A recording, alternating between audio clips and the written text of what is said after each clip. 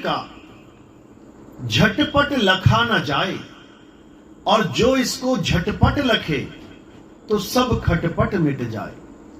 पहली बात तो बड़ा अटपटा ज्ञान है, समझ में ही नहीं आता ये बोल क्या रहे हैं, चल क्या रहा है यहाँ पे। ना किसी भगवान को, ना किसी देवता को, ना मंदिर, ना मस्जिद, ना गुरुद्वारे, किसी को मानते ही नहीं है। ये तो भगवान से दूर करने वाला पंथ है।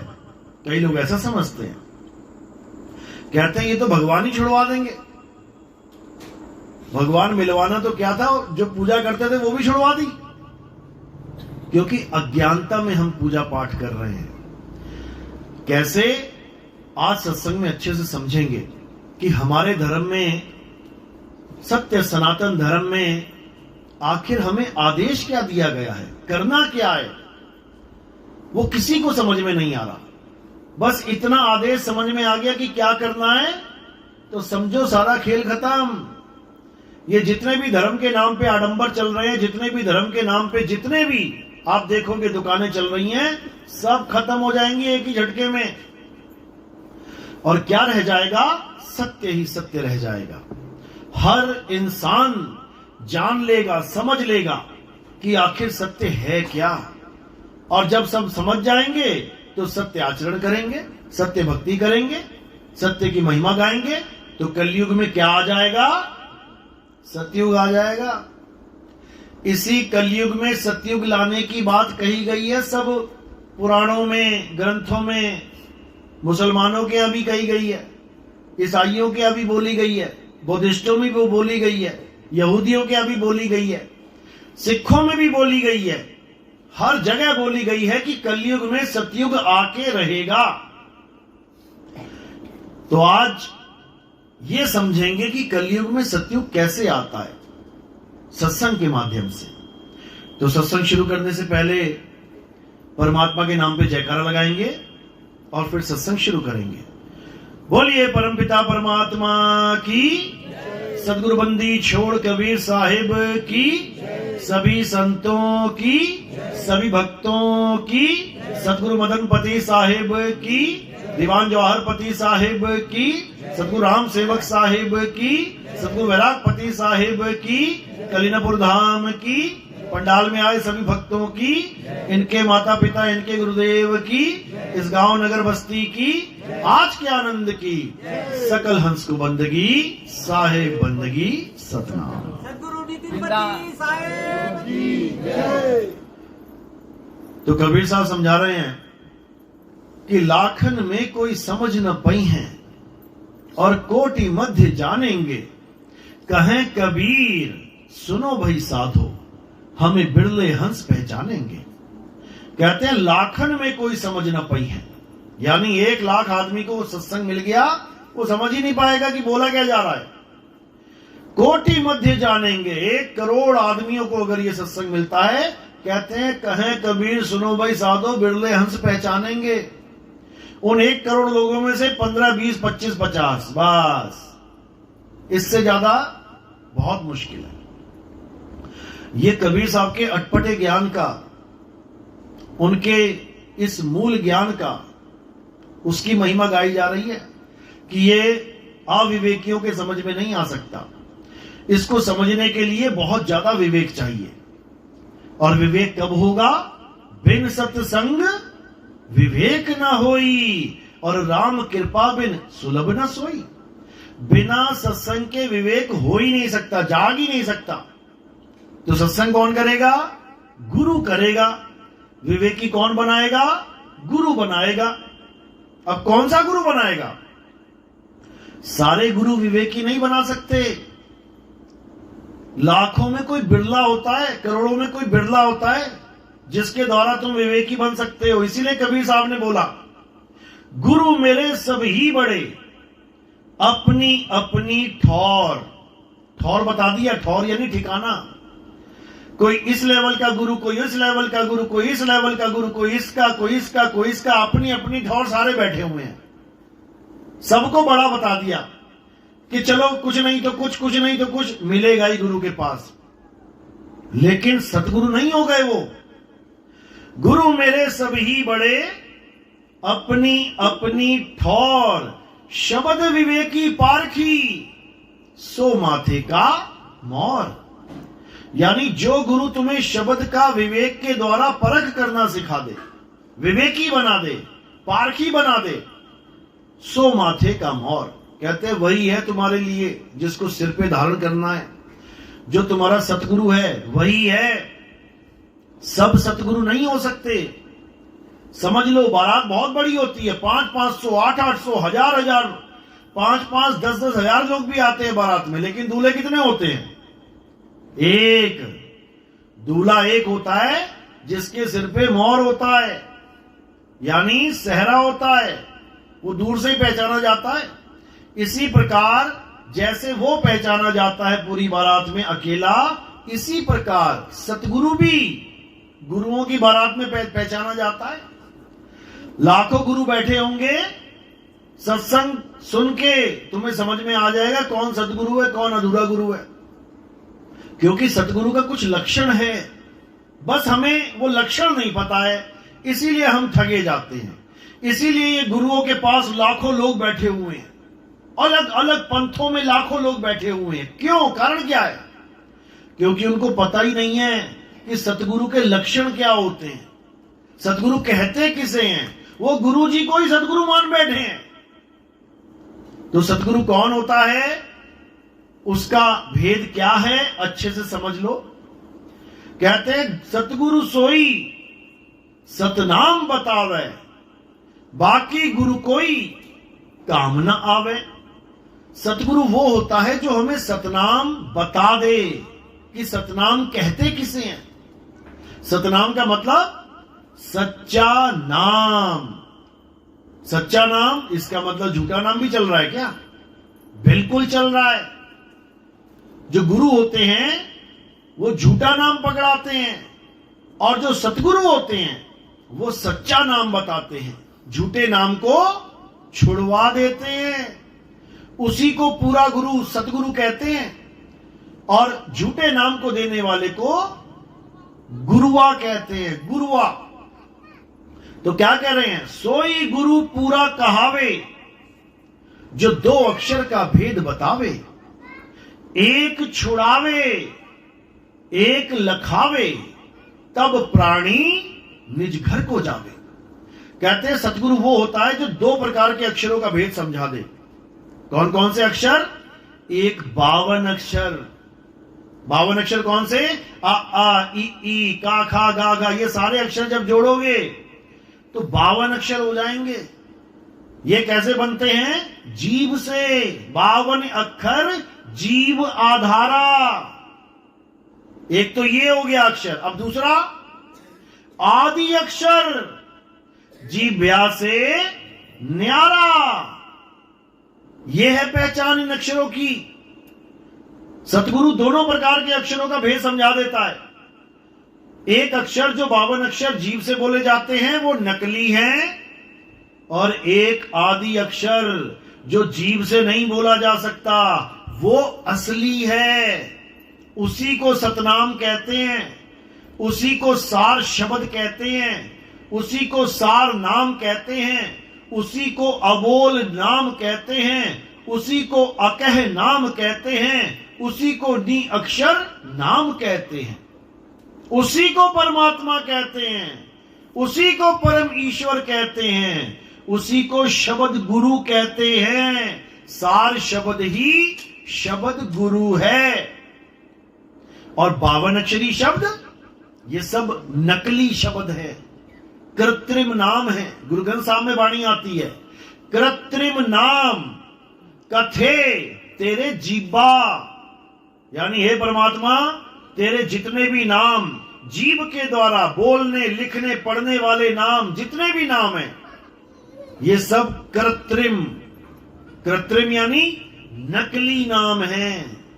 नकली नाम है तो इससे असली काम होने वाला नहीं है। नकली बंदूक से बंदा मार दोगे क्या? नकली बुलेट प्रूफ जैकेट से बच जाओगे क्या? हैं? नकली दूध पी के क्या पावरफुल हो जाओगे क्या? नकली हमेशा काम खराब ही करता है। तो क्या कह रहे हैं? नकली कौन से हैं? ये बोलने लिखने पढ़ने वाले, असत्य नाम। और असली कौन है? जो अबोल अडोल अकह अनाम सतनाम है, उसी सतनाम की जानकारी देने वाले को सतगुरु कहते हैं। तो क्या कह रहे हैं? सत्य नाम कोई नाम नहीं कि तू गुरुजी से ले आया और घर बैठ के जपने लग गया सतनाम सतनाम सतनाम। ऐसे भी है गुरु जो तुम्हें क्या जपवा देंगे, घर जाके जपो सतनाम सतनाम सतनाम। एक तरह से तुम्हें जपवा दिया सच्चा नाम सच्चा नाम सच्चा नाम सच्चा नाम। अब तुम वैसे ही बैठ जाना कहीं पर भी और बोलने लग जाना सच्चा नाम सच्चा नाम सच्चा नाम। लोग तुम्हें क्या पूछेंगे आके, अरे भैया कौन सा सच्चा नाम, किस नाम की बात कर रहा है तू?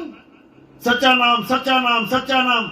सच्चा नाम करके सच्चा नाम थोड़ी नहीं मिल जाएगा। सच्चे नाम का तो भेद गुरु बताएगा कि कौन सा नाम सच्चा और कौन सा नाम कच्चा। कच्चे नाम को छुड़वा देगा और सच्चे नाम को लखा देगा। तो कच्चा नाम क्या है, नकली नाम क्या है? 52 अक्षरी नाम।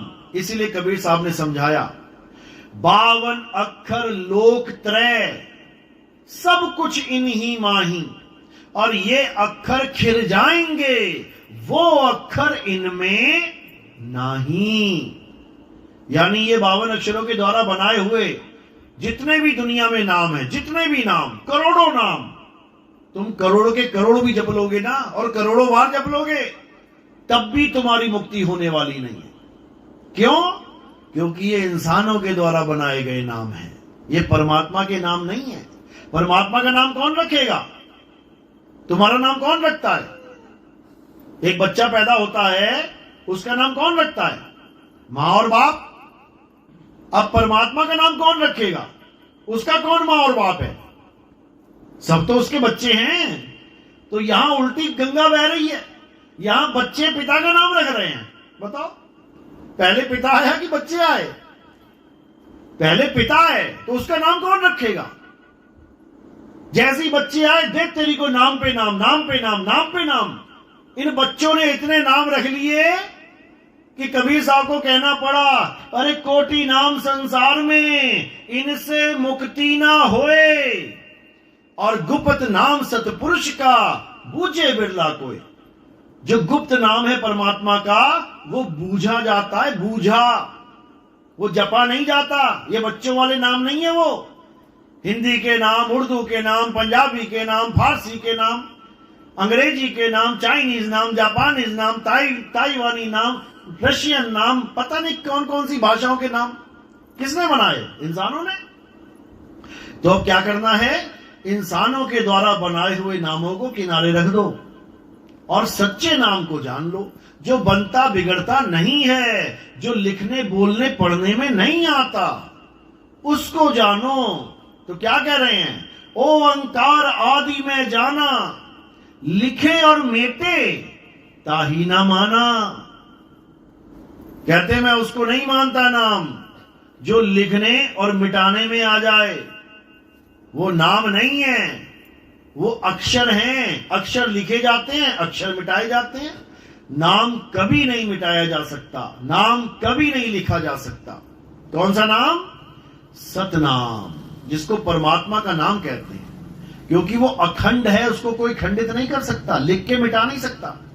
तो कबीर साहब समझा रहे हैं, अखंड साहिब का नाम और सब खंड है। खंड मेर सुमेर, खंड ब्रह्मांड है। ये पूरे संसार का नाश हो जाएगा, हर चीज फना हो जाएगी, हर चीज खत्म हो जाएगी। फिर भी जो खत्म नहीं होगा वो क्या है? वही है परमात्मा का असली नाम, जिसको बोला आद सच, जुगाद सच, है भी सच, नानक होसी भी सच। यानी दुनिया नहीं बनी थी तब भी सच था, दुनिया खत्म हो जाएगी तब भी सच रहेगा। उसकी महिमा गाई बाबा नानक ने। लेकिन यहां पर जितने धर्म उतने नाम, और ये भी छोड़ो, एक ही धर्म में एक ही भगवान के हजारों नाम। दशरथ जी ने एक नाम रखा अपने बेटे का, राम, और हम लोगों ने कितने बना दिए? अभी देखो, गूगल पे टाइप करो भगवान राम के 108 नाम, देखो हनुमान जी के 108 नाम, बताओ वो अंजनी ने एक नाम रखा था उसका हनुमान। हनुमान के भक्तों ने पता नहीं कितने नाम रख दिए भगवान के, और सोच रहे कोई भी नाम जप लो मुक्ति मिल जाएगी। ऐसे नहीं होता। ऐसे तो हम नामों के जाल में फंस गए हैं, इन 52 अक्षरों के जाल में फंस गए हैं। अरे 52 के जंजाल में फंस गया ये संसार, और सिमरन 52 का करे कैसे लागे पार। परमात्मा को याद करने की जगह इन 52 अक्षरों को याद कर रहे हैं हम। बताओ, पानी पीने की जगह इन 2 अक्षरों को पानी पानी पानी इनको याद कर रहे हैं, इनको जप रहे हैं। कभी कल्याण नहीं होगा। तो क्या करना है? 52 अक्षरों को किनारे कर देना है। सोई गुरु पूरा कहाए, 2 अक्षर का भेद बताए, एक छुड़ाए। इन जीव से बोले जाने वाले सारे नामों को छोड़ दो। एक छुड़ाए, एक लखाए, उसको लखो जिसकी वजह से ये सारे नाम निकल रहे हैं तुम्हारे मुंह से। हिंदू के मुंह से निकलता है जय श्री राम, किसकी वजह से? आत्मा की वजह से। मुसलमान के मुंह से निकलता है अल्लाहू अकबर, किसकी वजह से? आत्मा की वजह से। सिखों के मुंह से निकलता है जो बोले सो निहाल सत श्री अकाल, किसकी वजह से? आत्मा की वजह से। ईसाइयों के मुंह से निकलता है हालेलुया, किसकी वजह से? आत्मा की वजह से। और जब आत्मा ही शरीर छोड़ दे तो कुछ भी नहीं निकलता। तो ये अक्षर बड़े या जिसकी वजह से निकल रहे थे वो बड़ा। इतनी सी बात अगर समझ में आ जाए तो इन अक्षरों से मोह भंग हो जाएगा। इन अक्षरों से मोह भंग हो जाएगा और उसकी ललक लग जाएगी जिसकी वजह से ये अक्षर निकल रहे हैं। इसी को बोला चाम के महल में बोलता राम है, तू चाम और राम को चीन भाई। ये चमड़ा मत समझने लग जाना केवल कि तुम केवल चमड़ा चमड़ा हो। राम भी है तुम्हारे पास, इसी चमड़े के पास, बिल्कुल पास। दूर जाने की जरूरत नहीं पड़ेगी कि तुम्हें कहीं जाना पड़ेगा राम को ढूंढने के लिए। यहीं बैठा है वो, घट घट में विराजमान है। बस तुम्हें सही तरीका नहीं मिल रहा ढूंढने का, इसीलिए तुम्हें नहीं मिल रहा। वो सही तरीका कौन बताएगा? गुरु बताएगा। तो इसलिए साहिब ने कहा कहीं जाने की जरूरत नहीं भाई, वो तेरे बिल्कुल पास में है। मुझ को कहां ढूंढे रे बंदे, मैं तो तेरे पास में, बिल्कुल पास में है वो। लेकिन ना जानने के कारण बहुत दूर है, बहुत ज्यादा, जन्मों जन्म बीत गए तब भी नहीं मिला, इतना दूर है। तो कह रहे साहिब का घर दूर है। अभी कह रहे हैं पास में, अब कह रहे हैं दूर है। ये दो बातें क्यों चल रही हैं भाई? कह रहे हैं साहिब का घर दूर है जैसे पेड़ खजूर। क्यों बोला पेड़ खजूर? तुम घर में लगा लेना पेड़ खजूर, जब वो चलेगा ऊपर की तरफ तो देखना 100 फुट का हो जाएगा, खजूरें भी लग जाएंगी। कहने को पेड़ कहां है? घर में। और खजूर पे चढ़ना नहीं आता तुम्हें तो खा लोगे खजूर क्या? जैसे ही पकने को होगी पक्षी आएगा तोड़ के ले जाएगा, तुम नीचे खड़े देखते रह जाओगे। यार है तो घर में ही, लेकिन एक भी दाना खा के नहीं देखा आज तक, क्योंकि तुम्हें चढ़ना नहीं आता, विधि नहीं आती, तरीका नहीं आता, खजूर तक पहुंचने का रास्ता नहीं पता। तो कह रहे हैं साहिब का घर दूर है जैसे पेड़ खजूर, और ज्ञानी जन के पास में अज्ञानी से दूर। जो ज्ञानी है, जिसको विधि मिल गई गुरु से, वो तो फटाक से चढ़ने की कोशिश करेगा, और जिसको नहीं पता वो बेचारा नीचे रह जाएगा। तो यही कबीर साहब समझा रहे हैं कि जब तक तुम्हारे जीवन में कोई भेदी गुरु ना आ गया, भेद बताने वाला, नाम जपाने वाला नहीं, भेद बताने वाला। क्योंकि जो चीज तुम्हें प्राप्त करनी है वो एक वस्तु है। वस्तु ऐसी वस्तु नहीं है वो कि टीवी, फ्रिज, मोबाइल जैसी वस्तु। उसको वस्तु क्यों बोला गया? क्योंकि लोग केवल उसको नाम समझ बैठे हैं। वो नाम नहीं है, वो वस्तु है। इसीलिए साहिब ने समझाया, अरे वस्तु कहीं और ढूंढे कहीं, कैसे लागे हाथ। गुप्त वस्तु तब मिले, भेदी लीजे साथ, भेदी लीना साथ में। अरे दीनी वस्तु लखाए और कोटि जन्म का पंथ था, पल में पहुंचा जाए। कहते हैं जब भेदी गुरु मिल गया तो तुम्हारी वस्तु तुम्हें मिल जाएगी, दूर नहीं रह सकती। उसी वस्तु की महिमा मीराबाई ने गाई। क्या कह रही है? पायो जी में नाम रतन धन पायो, वस्तु अमोलक दी मेरे सतगुरु। मीराबाई भी कह रही है एक वस्तु है भाई, उस वस्तु को जानना है। ये नाम नहीं जपने हैं कि राम राम राम राम, अल्लाह अल्लाह, वाहिगुरु वाहिगुरु वाहिगुरु। जितने भगवान हो गए उतने नाम हो गए। यहां वस्तु की बात चल रही है। वस्तु अमोलक, अमोलक यानी जिसका कोई मोल ही नहीं है, यानी कोई उसको खरीद और बेच सकता ही नहीं है। तुम्हारे पूरे शरीर को खरीद और बेचा जा सकता है? किसको नहीं खरीदा जा सकता, किसको नहीं बेचा जा सकता? आत्मा को। डॉक्टर तुम्हें कहे तुम्हारा लड़का ऑपरेशन थिएटर में है, जाओ आत्मा खरीद के लेके आओ, ये वाली चली जाएगी तो वो वाली डाल देंगे, ले आओगे क्या? सारी दुनिया का पैसा ले जाना, वो आत्मा नहीं मिलेगी तुम्हें, खरीदने में आती नहीं वो अमोलक है। वस्तु अमोलक दी मेरे सतगुरु, यानी मेरी ही वस्तु का ज्ञान मेरे गुरुजी ने दे दिया मुझे। गुरुजी ने अपनी आत्मा निकाल के नहीं दे दी, गुरुजी ने मेरी ही आत्मा का ज्ञान मुझे समझा दिया।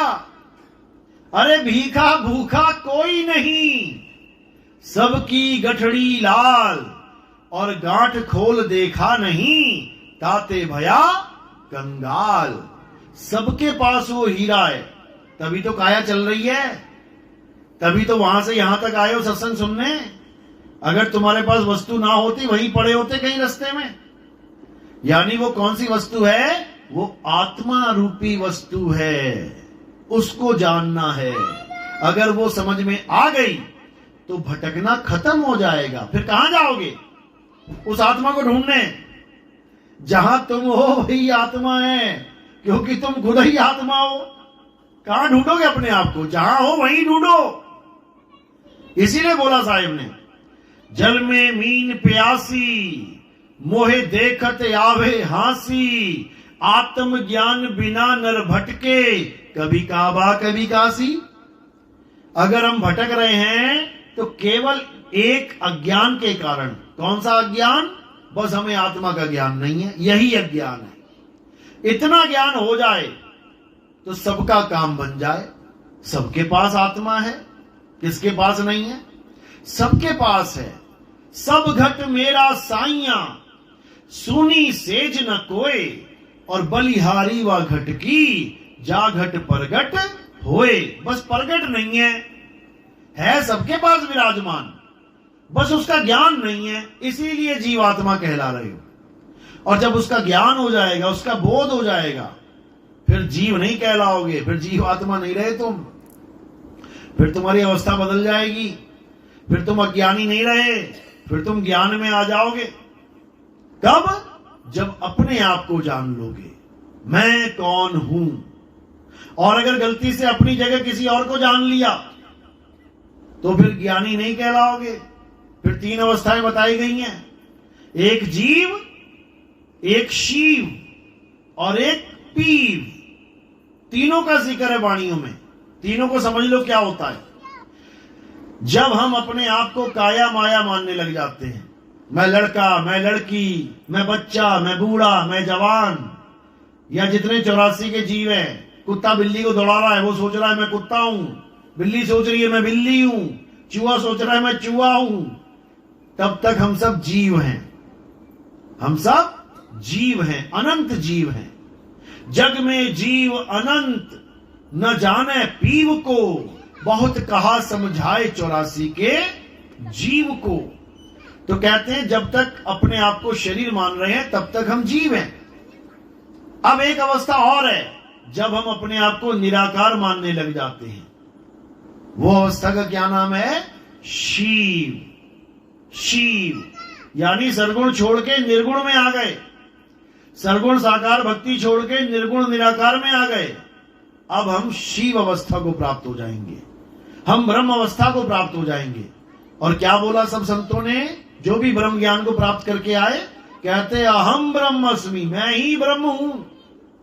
यही सबसे बड़ा ज्ञान है, क्योंकि ब्रह्म अवस्था को प्राप्त करने वाले भी अपने आप को नहीं जान सकते।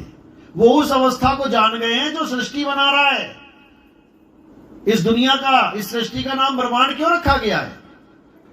क्योंकि ब्रह्म के द्वारा बनाई जाती है, ब्रह्म से ही ब्रह्मांड बनता है। तो जो ब्रह्म अवस्था में आ जाते हैं वो ब्रह्मांड के नायक बन जाते हैं, शिव अवस्था को प्राप्त हो जाते हैं। जीव उनकी पूजा में लग जाते हैं, लेकिन दोनों ही अज्ञानी। तो जीव और ब्रह्म दोनों ही अज्ञान। तो ज्ञान क्या है? पार ब्रह्म, पार ब्रह्म परमेश्वर, तुम सबके स्वामी। इसी को कबीर साहब ने समझाया, जीव शिव दो प्रगटे, वह ठाकुर वह दास। शिव अवस्था वाले ठाकुर बने बैठे हैं और जीव अवस्था वाले उनके दास बने बैठे हैं। जीव शिव सब प्रगटे, वह ठाकुर वह दास, कबीर और जाने नहीं, एक राम नाम की आस। राम नाम यानी हमारा सत्य स्वरूप, हमारा आत्म स्वरूप, जिसको आत्म राम भी कहते हैं। आत्म राम जो सब में विराजमान है, उसकी महिमा गाई कबीर साहब ने। लेकिन लोग समझ नहीं पाए, बेचारे कबीर साहब की मूर्तियां पूजने लग गए, कबीर साहब के नाम पे मंदिर बना दिए। कबीर साहब मंदिर का खंडन करते रहे सारी उम्र, और इन लोगों ने कबीर साहब का ही मंदिर बना दिया। जिस आदमी ने ये बोला कि शराब मत पियो, शराब मत पियो, उसी के नाम का ब्रांड बना दिया, उसी के नाम पे 2 पैग लगा लो। ये हाल हो गया। यानी कबीर साहब मंदिर का खंडन करते रहे कि मंदिर में भगवान नहीं है, लोगों ने कबीर साहब का ही मंदिर बना दिया। आओ दर्शन कराएं कबीर साहब के। यही अज्ञान है। तो कबीर साहब ने कभी नहीं कहा कि पत्थर पूजने से, मंदिर मस्जिद जाने से परमात्मा मिलेगा, अल्लाह मिलेगा। वो क्या कहते हैं कि अपने आप की खोज कर कि तू कौन है। जब तुझे पता लगेगा कि तू कौन है, तब तुझे पता लगेगा